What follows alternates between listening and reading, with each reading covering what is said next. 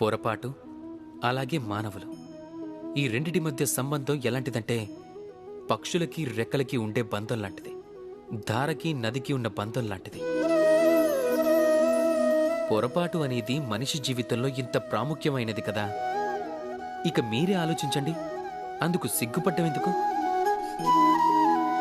దాని గురించి సిగ్గుపడటం సమంజసం కాదు. నిజం చెప్పాలి అంటే పొరపాటు మనం మరింత శక్తివంతంగా మారే అవకాశం ఇస్తుంది.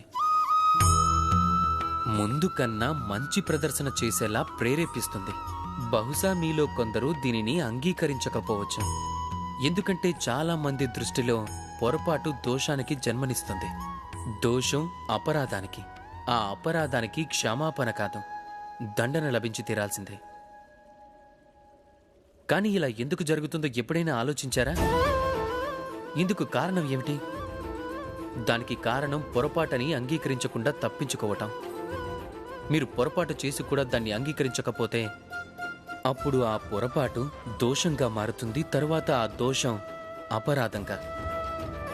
సాహసంతో ఉండండి, మీ పొరపాటుని స్వీకరించండి, మీ పొరపాటుని సరిదిద్దుకునే దిశగా మొదటి అడుగు వేయండి.